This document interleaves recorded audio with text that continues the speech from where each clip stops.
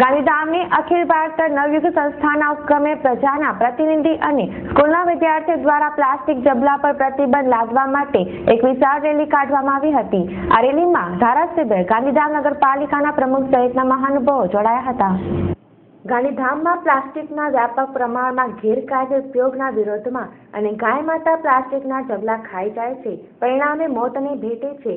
આ પરિસ્થિતિનો વિરોધ કરતા અને સંપૂર્ણપણે પ્લાસ્ટિકના ઝબલાનો ઉપયોગ બંધ કરવામાં આવે તેવી માંગણી સાથે આજે ગાંધીધામની અખિલ ભારત નવયુગ સંસ્થાના ઉપક્રમે પ્રજાના પ્રતિનિધિ અને સ્કૂલના વિદ્યાર્થીની એક વિશાળ રેલી કાઢવામાં આવી હતી। આ રેલી શહેરના રાજમાર્ગ પર ફરી હતી અને ત્યારબાદ ગાંધી માર્કેટ ખાતે રેલીનું સમાપન થયું હતું। પ્રજાના પ્રતિનિધિઓ અને સ્કૂલના વિદ્યાર્થીઓ હાથમાં બેનર લઈ આ રેલીમાં જોડાયા હતા। ગાંધીધામ ખાતે અખિલ ભારતીય નવયુગ સંસ્થાના ઉપક્રમે આજરોજ પ્લાસ્ટિકના ઝબલાનો સદંતર ઉપયોગ બંધ કરી ગાય માતાને પ્લાસ્ટિકના ઝબલા ખાતી બંધ કરવાના શુભ હેતુથી આજરોજ એક વિશાળ રેલીનું આયોજન કરવામાં આવ્યું હતું।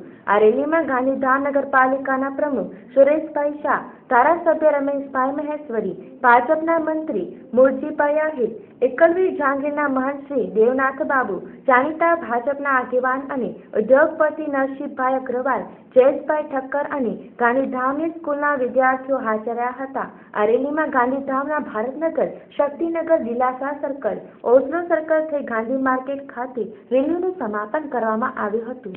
નગરપાલિકા હાલમાં તો અમને સાથ આપી રહી છે, પણ અમે નગરપાલિકા પાસે એવી માંગ કરશું કે વધારેમાં વધારે એમના અધિકારીઓને રોકી અને પ્લાસ્ટિક બંધ કરાવે। 40 માઇક્રોનથી પ્લાસ્ટિક એટલું બધું છે, એટલું દૂષણ ફેલાયેલું છે સિટીની અંદર કે જેની કોઈ સીમા નથી। આજે તમે લાઈવ જોયેલું છે, ગાય માતાનો અમે સૌ રાખ્યો હતો કે જેની અંદર પ્લાસ્ટિક 125 કિલો પ્લાસ્ટિક ગાય માતાના પેટમાંથી નીકળતી હોય તો સરેરાશ અહીંયા કને હજારો સંખ્યાની ગાયો છે, તો પ્લાસ્ટિક કેટલું હશે?